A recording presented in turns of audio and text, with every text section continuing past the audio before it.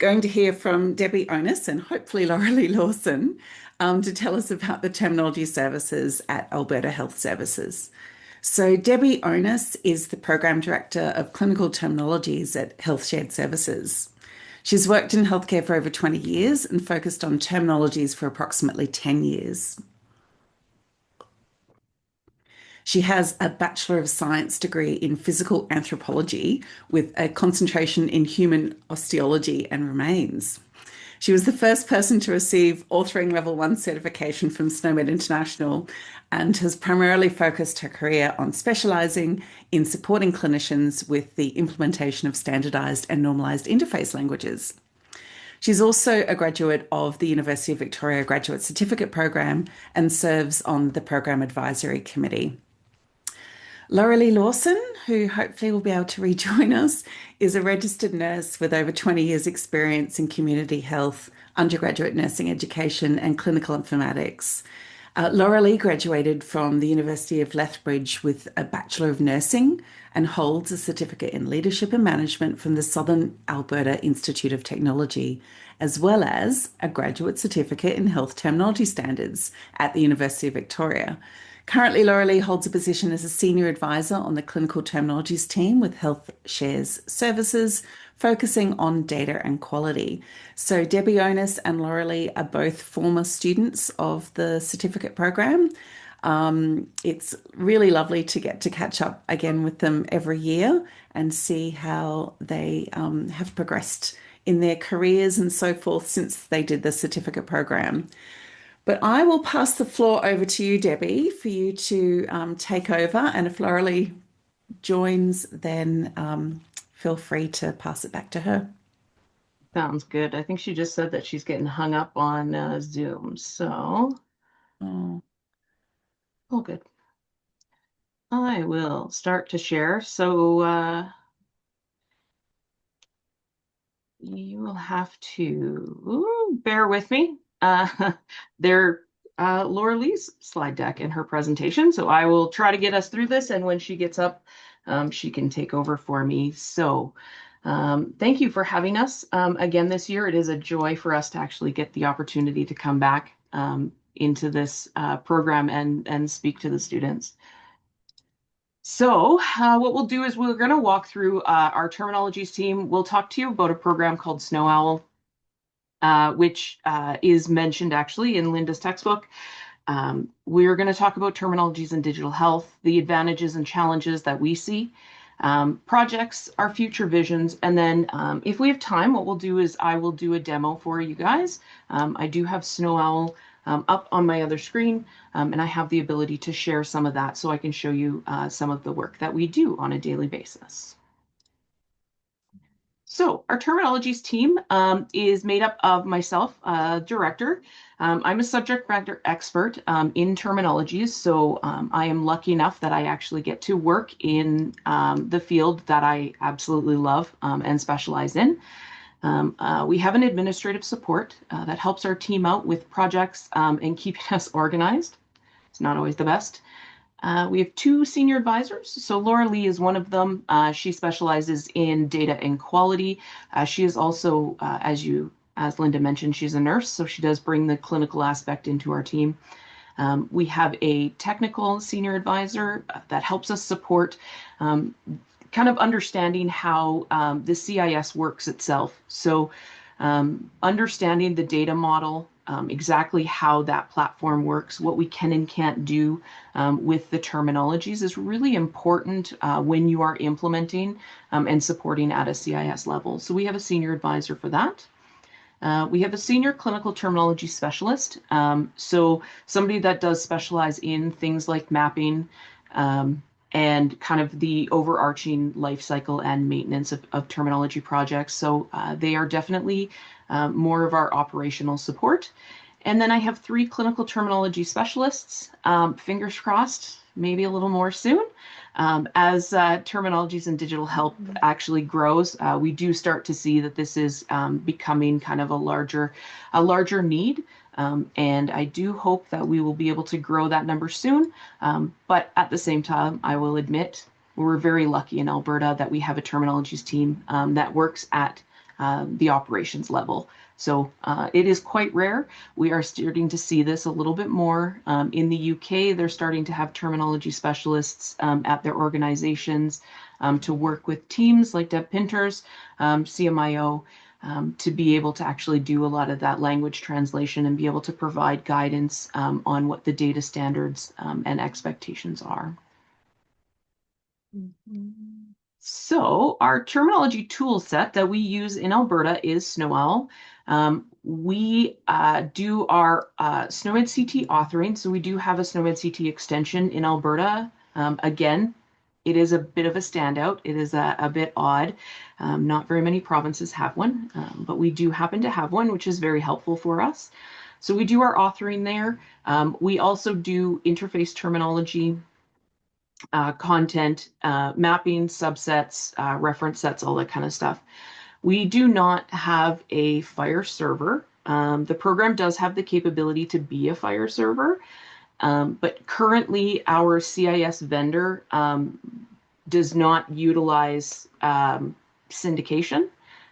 So our vendor actually acts as its own terminology server. So what we need to do is we actually need to put all of the terminologies, products, and tools inside of the platform itself and do all the terminology work internally in that system. So SnowOwl, what it does is it provides us the capability that you really need to do a lot of the terminologies work outside of that system, because I very strong in saying that our CSI vendors, they don't need to develop a platform that understands the intricacies of terminologies. It is unnecessary.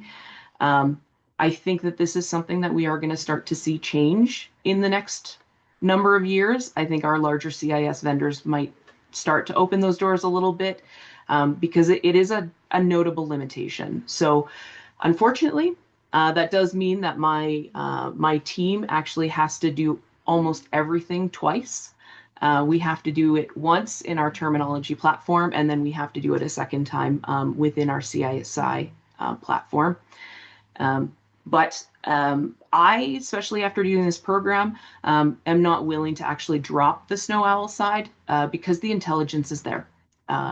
It has the tools that we need.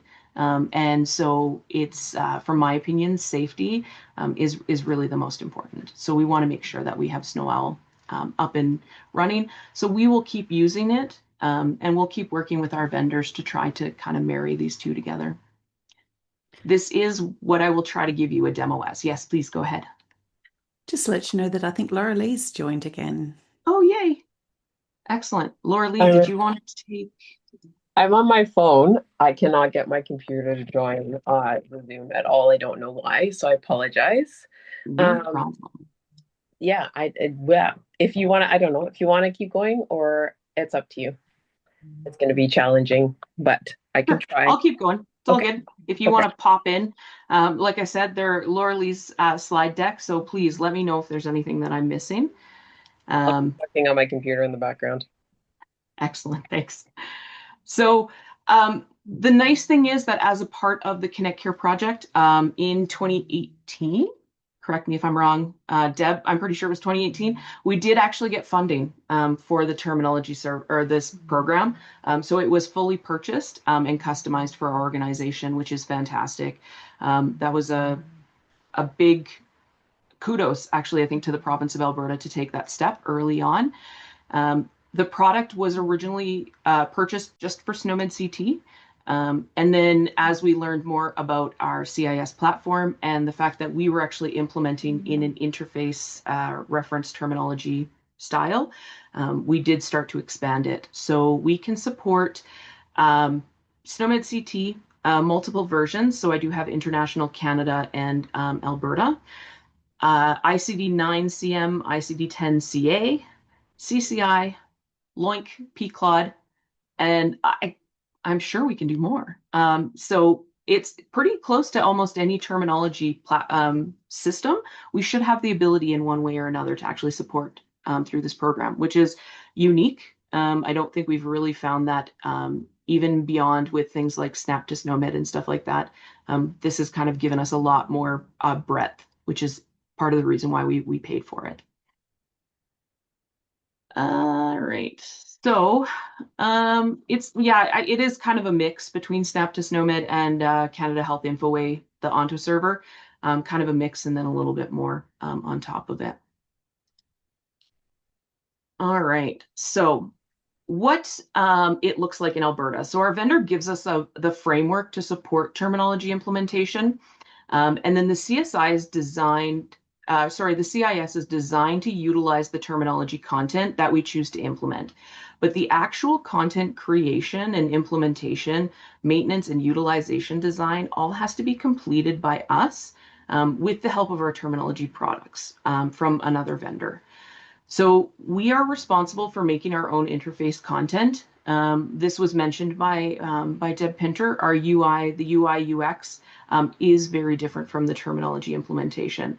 I think that that's something really important to understand. For a lot of organizations, I think we all have fallen to the same unfortunate tactic of our system can support terminologies. Therefore, in our mind, we think that means that they are there. It actually just means that they have a mechanism of making a connection. What that mechanism is and how you create that mechanism, unfortunately, that is all local into your system. And I think that that's a big reason, actually, why we have a bit of a delay in semantic interoperability. I think that that's one of the biggest reasons, in my opinion. Humble personal opinion. So we have catalogs for things like surgical procedures, diagnostic imaging orders, procedures, medications, diagnoses, symptoms, all that kind of stuff that all has to be customized in your system. There is no vendor that I know of actually internationally or in Canada that will actually supply you with those catalogs. Everything has to be done within your system and your organization. Our experience is that most of the major CIS vendors do choose to use the secondary reference terminology model, which basically means you're not putting SNOMED CT in your interface. That is not going to be forward facing to your user. They have basically a way that you can use the system without having to depend on terminologies. So you can build your interface, you can build your pick lists, and period, full stop, next paragraph. We have the ability to support terminologies. Those are two separate pieces. Therefore, what we have to do is we have to make the connection in the background. This is a lot harder than I think we all thought it would be originally. This means that we are mapping everything independently. It's such a hard thing because it really is a kind of a two-faced thing. One benefit is that this allows your organization to go live with your CIS as soon as you need to. You can build what you need to use. You can build your pick lists. You can build your UI. It allows you to get using the system and taking care of your patients. The flip side to that is that we end up in a situation where we are on our side. And so it's interesting. This is, I've actually had people ask us before if terminologies is, I don't know, at odds maybe with coding and informatics. And it's quite interesting to me because I actually think that we're very hand in hand. And all we do is help each other out, right? We're all little pieces and building blocks to an overarching system.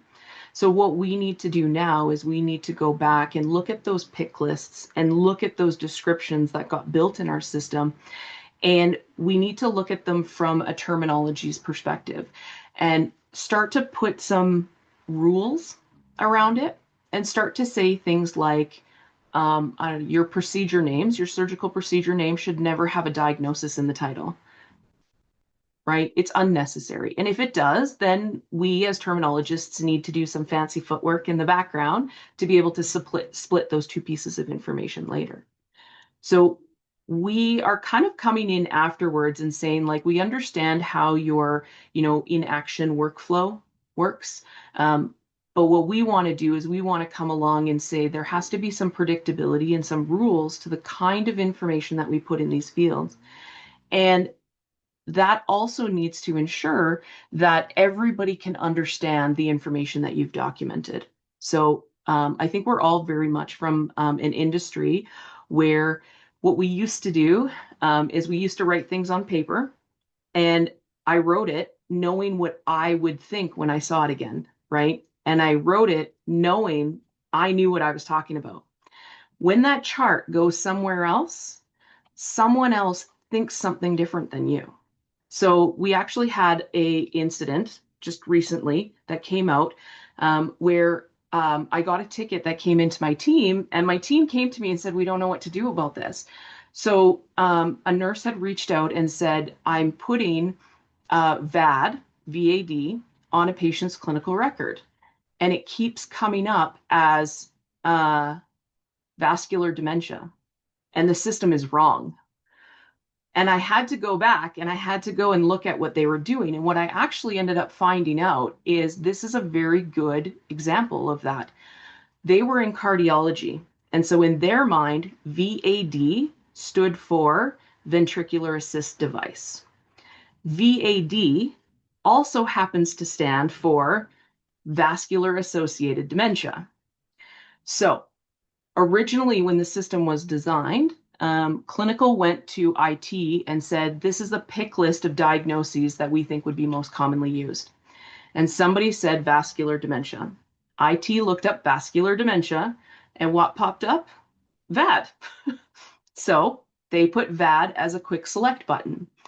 And then you kind of move over to the nurse's point of view, and the nurse looked at the system and saw their quick select buttons and saw VAD and then, something in brackets after it. They cleaned it up and they said, well, it's an LVAD. So it's a left ventricular assist device, because that's what we deal with in our clinic. So they changed the display of the quick select button. So we actually ended up going from vascular dementia all the way over to a whole mechanical device that sits inside your heart, which itself actually shouldn't be a diagnosis. That's an object, right? The VAD is not the reason why we're seeing the patient. We're seeing the patient because they have heart failure, and the heart failure has caused them to require a VAD, which now requires them to have, chances are, a heart transplant. So we are the ones that want to come along and say, I understand what you mean when you're looking at the system, but what we have to do is we need to shift our viewpoint away from what makes sense to me to what makes sense to everybody. And this is where our work with teams like Deb Pinter become really important, because we want to have those conversations and say, we don't want to make it harder, but we need to make it accurate so that patients like this, because we actually ended up finding, I think, almost 20 patients that had vascular dementia on their record that absolutely should not have had vascular dementia on their record. And it all came from everybody trying to make it just a little bit easier, right? And make it made sense in their viewpoint. So we come along and we look at this stuff and we say, okay, well, we need to curb it a little bit. We need to make sure that the right information is in the right place, and it means exactly what you think it does. So we're trying to work towards this, and working with CIS vendors and understanding how the background supports that is really important. So we can't just take what's in the interface and have it sent to us and say, well, just code it like coders. Unfortunately, I mean, I have all the respect in the world for coders, because that would be extremely difficult, right? We actually need to go back to the front line and say, well, no, we need to use the same words, and we actually need to work together to make sure that what you're selecting is actually understood, and that we can convert it into an ID number, and that ID number can actually go on to do a whole lot of extra things. So knowing that most CIS vendors that we're aware of, again, large CIS vendors, are actually choosing to have the secondary reference model. This is something that I've actually hung my hat on personally, and I'm trying to bring attention to internationally, and trying to bring better supports to say, how do we actually do this, right? How do we have what's in the background? How do we have what's on the foreground, and not go to clinical and say, well, technical over, trumps you, or have technical go to them and say, well, clinical trumps you. We have the ability with data and terminologies to actually find a really good marriage. And that's our goal right now. So this is how we kind of see the CIS system, right? Is there's tools inside of it, and we really need to kind of bring those forward and have conversations and logical conversations with what information exists where, and then make sure that everybody uses the system the same way. So what belongs in a problem list? Like I said, we've had experiences where if it's not my specialty, I'm not putting it on the problem list. That then starts to affect things like evidence-based medicine, predictive medicine, all that kind of stuff. So this is really important for us. And I will show you actually in my demo, I'll show you kind of how we do the secondary mapping stuff. So the most common highest priority for go live is problems and diagnoses. It's I think pretty normal actually to see that as the most common. So there is a vendor, a terminology vendor that does exist in Canada. There's more than one, but there is one that's probably the most common. And they provide you with a catalog of descriptions that you can use in your interface. And then as part of that product, they map to SNOMED CT. So it's not one-to-one, there's no guarantees. And what we've learned over the last couple of years is that the relationship with that content is probably not a lifelong relationship, unfortunately, because as you guys have learned in the program, there's different levels of maturity and different types of implementation styles. And they all have different capabilities. These vendor products, as they sit right now, do not have the ability to support proper semantic interoperability, unfortunately. So they are not one-to-one with SNOMED CT. We could have all sorts of discussions about what's better, interface versus secondary, but that's a whole different conversation. We do know that in the UK, with the exact same vendor, they have been able to get SNOMED CT in the interface. I don't know. I don't know what's better. I'm not going to lie. There's advantages and disadvantages to both sides, and they're both a lot of work, to be perfectly honest. I cry at the thought of what my UK counterparts have to do in SNOMED to upkeep their content, but at the same time, I also know the downsides of ours. So lots of flip sides, lots of gives and takes in this. So our goal in the very beginning was just to get the CIS set up enough to get our patients treated. And the vendor that we use, which again is the most common vendor across Canada and the US, I think, as far as I know, they do have the capability of allowing us to use the data indexing. So I would kind of compare it to data indexing for their mapping style, which means that we have been able to start using things like decision support tooling. So we can create rules, right, for SNOMED that say, I don't know, find all the lung disorders. Anybody that has a lung disorder on their problem list, fire this, our best practice advisory, or, fire this alert, do these pop-ups in the system. They are basic enough that we can actually accomplish that. It's when you start to want to take a step further and you want to start doing more advanced analytics, you want to start doing interoperability, that's when things start to get, unfortunately, a little hairy, and where we've started to see, we have an issue because our maturity model of the terminology is not high enough to be able to do that yet. So what are we going to do? What's our next step? I don't have an answer. I've talked to a couple different provinces across Canada. We've had a couple discussions about what we're going to do. Always happy to have a discussion with anybody that wants to chat about that. I do think that this is going to be a national thing that we're going to have to approach. We're probably going to have to get after our vendors a little bit to give us some better capability. It's in our system right now, I will tell you, problems and diagnoses. So there's over 250,000 descriptions that are active today. In total, there's over 600,000 descriptions, active and inactive, so they could have been used in the record at any point in time. We have to manage and maintain all of them. So every single one of them has to be supported. Part of that is due to the information. So part of the process, I think Linda's probably broken down for you guys.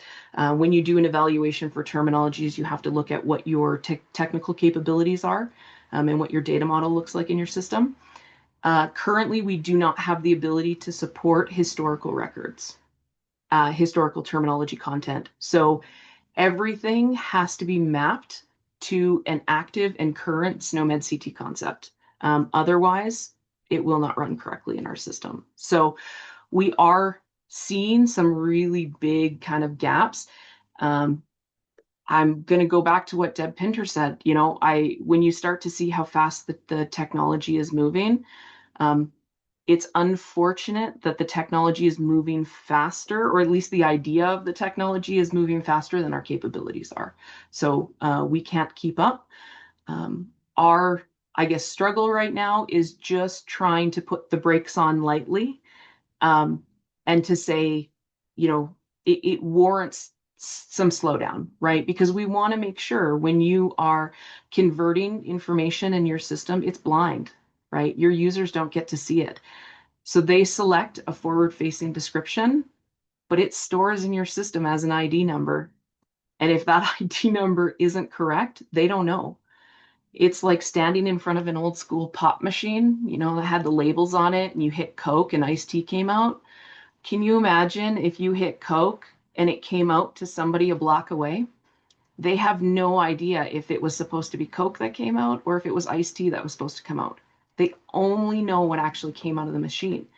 That in itself just opens yourself up to risk. And these are the things that we're starting to notice that I didn't pick up on 8 years ago, honestly. And we see a lot of organizations seeing the same thing. So, all right. So outside of problems and diagnoses, what are we trying to do? My goal right now is actually to leave the problems and diagnosis content alone. I think our biggest bang for the buck is the decision support tooling. I think that we have data indexing. That's going to give us the best capability with the volume that we have of content. What I'm trying to do is I'm trying to see if we can actually get in and look at terminology implementation in other places. Because again, just because your CSI vendor or CIS vendor, sorry, has the capability of having terminologies in it, that doesn't mean that the terminologies are actually implemented. So every single other data element, when somebody talks to you about patient summaries, referrals, ordering, lab ordering, prescribing right now is a big one. Every single one of those functions, it's a singular function, but as you've seen in the FHIR profiles, there are a ton of data elements. And every one of those data elements, we have to figure out, is it based on a terminology? So is it a codable concept? And are we in alignment? Can we do the conversion? What is inbound, outbound? What is all that going to look like? So I would rather take my team and actually move towards looking at that. And see if we can learn more about implementation. All right, so what I'm going to do is, here's just an image on what our master file, basically you have a master file of content, right? It's like a dictionary. How you choose to use that dictionary, that's a very common approach from CIS vendors. You can create a pick list and you can use that pick list in 10 different places. The difficulty for us is knowing that if the context changes, we can't change the mapping. It's one source file. So we have to implement terminologies in a way that's actually going to work in all of them. So here, basically, we have one master file that runs encounter diagnoses, but also problem lists and medical histories. If you look at a FHIR profile, how those are constrained using SNOMED are actually quite different. So other kind of things that we're trying to look at where we'd love to, you know, take the FHIR profile, take the really black and white, and our vendor can't do it right now. So we need to kind of work through these issues and understand how to best get on with them. So just a quick advantage, the more we've seen, so we've do groupers, so basically like ECL queries. Um, it's kind of a long story how it works, so we're not going to go there, but this is an example of why terminologies are so important. So we do currently still have people that will build a grouper based on a text search. They'll go and search diabetes in many different formats. Um, if you search diabetes in our content, you'll get about 3,800 terms. If we do it based on SNOMED CT, there's actually over 15,000 terms that do trigger. This is because there's things like MODY. So MODY, it's a type of diabetes that doesn't technically have the word diabetes in it, unless you expand it out. There's also things like diabetes insipidus, or, well, what's the other one? Bronze diabetes, copper diabetes. Mellitus, diabetes mellitus. Yeah, there's another bronze diabetes. Bronze diabetes bronze is the other one. diabetes. Yeah. Yeah, neither one of them is actually a type of diabetes. They have diabetes in the name, but neither one of them is actually. So that diabetes text search actually will trigger patients that have diabetes insipidus and bronze diabetes, but it won't actually find all the patients that technically have diabetes. So this is part of the reason why there's a really big shift. Our goals, like I said, we're looking at trying to educate, right, as much as possible, provide decision making, and understand what it means to have terminologies in the background. We are kind of like that annoying 3-year-old that's like, pulling on your jacket and saying, but why, but why? But it's really important, because if you think about that situation of where you were writing in a record and you knew what you meant, but other people don't, it's annoying, but it's necessary for us to come along and say, yeah, can you tell me what you actually mean when you say those words?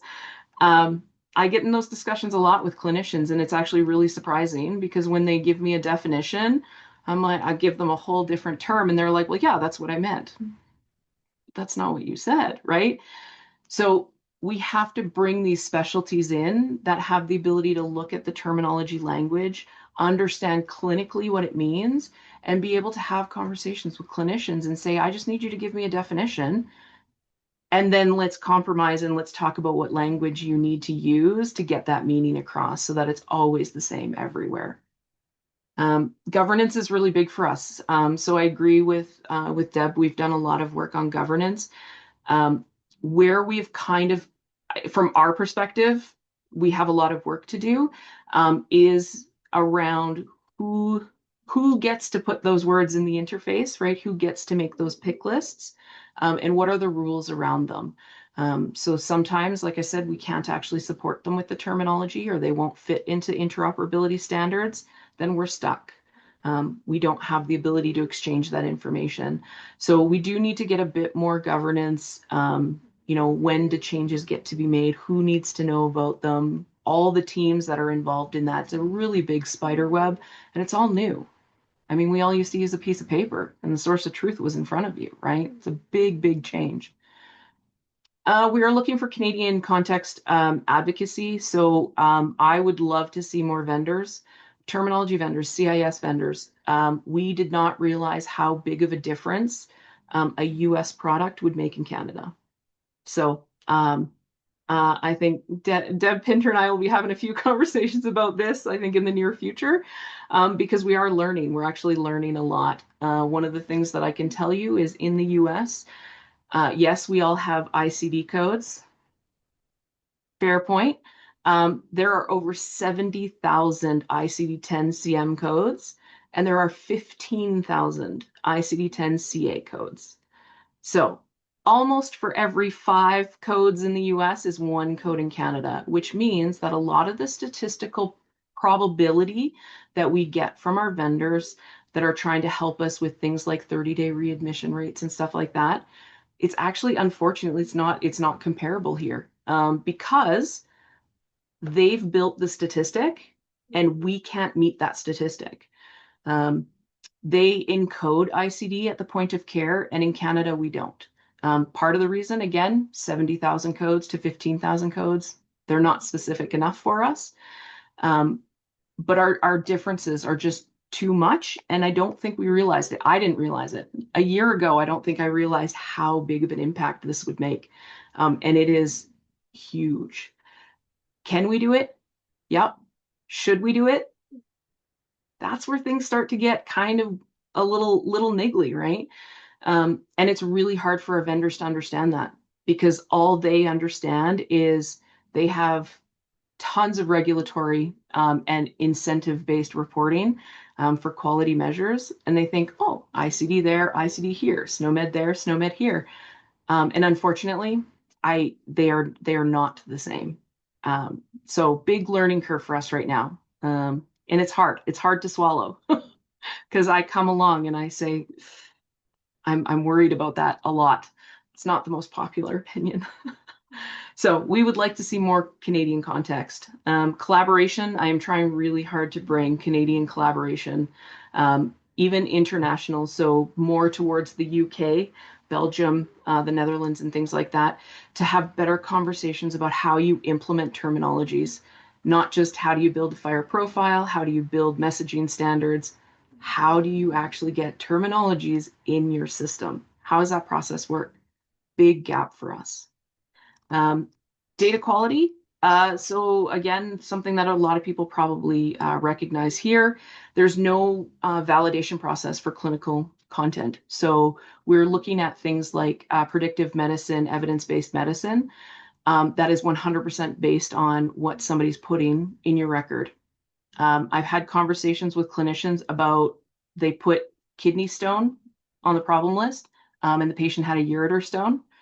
And they said, well, it probably came from the kidney. Like, come on, it's the same thing. And I'm like, in SNOMED, it is very different, right? And it will change your predictive medicine. It will change all of that kind of stuff. So a big question that I have is validation of clinical content. Coded administrative data is validated, right? It is assigned by clinical coding specialists.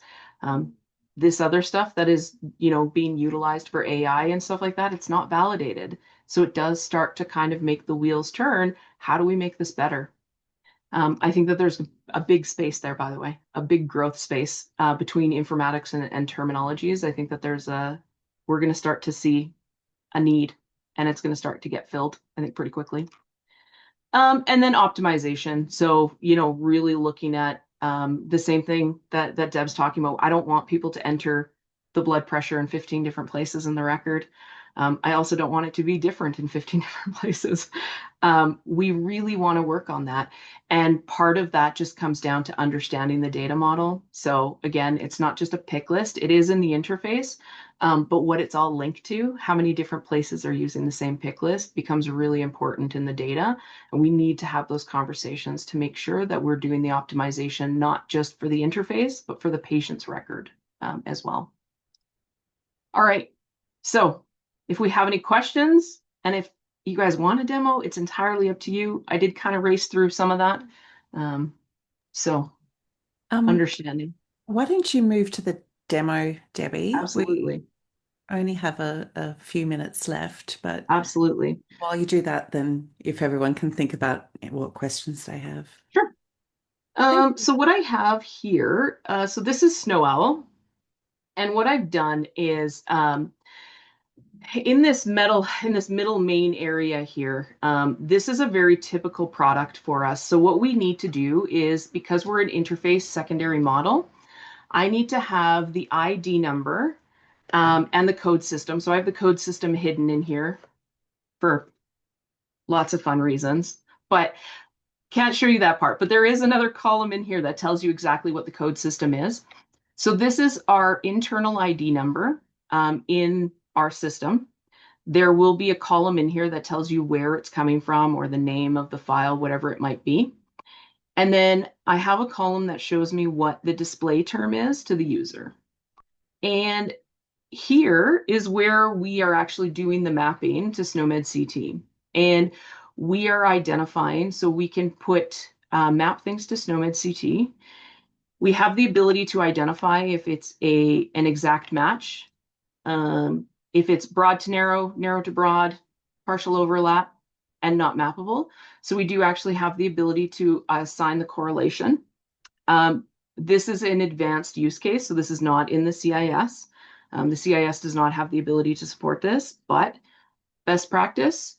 So we do it in here in hopes that, again, someday in the future, what we'll be able to do is actually be able to combine the data from a lot of these systems and do more robust information modeling. I have the ability to actually see all historical content as well, so I can see if somebody's changed a map. So like I said, everything has to be mapped to a current SNOMED CT concept. So if we have to change something, I have a whole historical record of what it used to be. We don't leave that to the CIS to cover. We have effective times, so date stamps.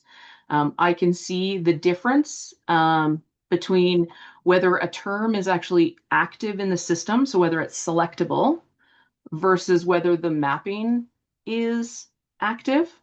And that's a tiny nuance.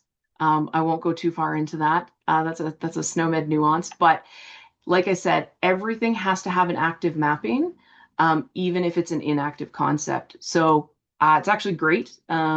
Everything has visual cues on it in my system. So these green circles actually will turn gray if the concept is inactivated. So if it's no longer selectable, I'll be able to see that. All these little icons here, these tell me what hierarchy in SNOMED CT I'm using. Makes it really easy if you know your SNOMED hierarchies and you know what hierarchies you're allowed to use for mapping. We have a comments field. This is a work in progress. This is a really old set, so don't look too closely at it. There might be some errors in there. But what it's allowed us to do is, this is referral content. This is really old referral content. And we were able to look at it and say, so this was built into our system at one point in time. So somebody clinical came along and said, you know, I need a AAA that's asymptomatic and that has a certain measurement on it. And it was built into our system and then used. The problem is, now that we're looking at interoperability and electronic referrals, I look at that and I say, well, I can't represent that with SNOMED. We cannot put a single SNOMED CT, so we are constrained down to a single SNOMED concept. So we have it currently marked as unmappable, and we have to go back to our clinicians and have a conversation about why is this unmappable, and then come up with a strategy for what do we want to do. So do we map this to just a AAA and say, I can't get the rest of it? Or do we need to change our approach and say, well, the reason for referral is a AAA, and the fact that it's asymptomatic in the size of it may need to be actually in a different field. And this is not often brought into somebody's perspective, right? Because they think it needs to be in a single field. Whereas our perspective is the AAA is the problem. If it's asymptomatic, that's a single point in time. And the measurement is also a single point in time. How you choose, they say that changes whether, you know, it's routine, urgent, semi-urgent, all that kind of stuff. But that also needs to be taken into account with the rest of the patient's record. And you can't do that with a single data element. And it's really important that we try to pull those pieces apart. So this is a really common thing that we'll see. So my team will come along, we'll do a single mapping, and then we'll come along with, we do double blinds. So I'll have more than one team member do a mapping, and then we'll actually compare them and see if they have the same. We'll have conversations on what makes these different and what the problems are. The other fancy thing that I'll show you is I also actually had this custom built. I think Linda's going to love this, but I had a custom field built into my system that's called the target domain. And what it has the ability to do is I can put any SNOMED CT query in here, and it will look at the target concepts of all my mapping and tell me whether or not they fit inside of that target. Why this is important is because when you have a FHIR profile that is based on SNOMED CT, it tells me what I can and cannot have. And if you have a list like this one, and I mean, this isn't very big, this is actually really small, 495, I'm not searching this to find out how many of them fit inside that profile or not. What I can do is we have a tool here that says validate mapping sets. And when I run validate mapping sets, there's a whole list of questions that I actually had built into it. And I ran it. So before we got in here today, I ran this, and I can see that this mapping set has one concept that has no target, so it hasn't been mapped to anything in our system, so I know it's a miss. I can see that there's 7 concepts that the SNOMED CT FSN has changed. It's not a big deal. Unless you're using SNOMED in the interface, that's not really a big deal, but it's handy to have. I can see how many concepts are mapped to the same target, which is really important for the you can't use bidirectional mapping concept. So we may be able to send SNOMED CT out and you can have 5 concepts mapped to the same thing. It's not a big deal. You cannot reverse those mappings because you cannot have one SNOMED CT concept come in and point at 5 different descriptions. The system's not going to know which one. So this will tell me very quickly if I'm not exact match and if I'm going to have a problem between outbound and inbound messaging. And then here, this is the fun one. So this actually tells me if I have stuff that falls outside the domain. What I did is I put the value set for health condition, which is the most accepted constraint for reason for referral. So I put that value set in here. And this has actually told me that I have 147 mappings that will cause an error in that if we tried to use it with messaging. So I can see very quickly and very easily. It's not the nicest, cleanest, most obvious system, but there's a lot of power in this if you know what you're looking for. We can't use it all yet. I got a little excited when we started building this. So there is some that we are going to, slowly start to get into, but we have a lot of really cool tools in here that you'll never get in a CIS system. And even though I have to put the content into Epic separately, having a program like this is I can't say enough about it. It really is super helpful. So everything's drag and drop. So in our local code systems, again, you can go and look. So we add them in here. So this is the old ID number. I can see the effective time. I can see everything that it's been mapped to, all the different mapping sets it's been in. And you can drag and drop these. So it'll add a new one, and then I can come into SNOMED and map it here.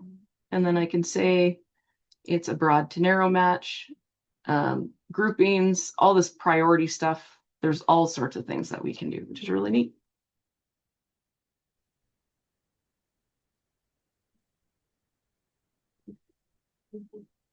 That is that is very cool. It's a lot.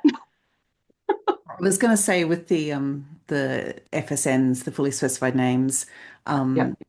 while technically they should retain exactly the same semantics, Yeah. there have been cases of semantic drift, and so There just be has. aware of those. You can pick Yes. up those cases of semantic drift and just make sure that the Yeah. assumptions that you've made are the same as the assumptions made by the author that renamed that Yes. concept.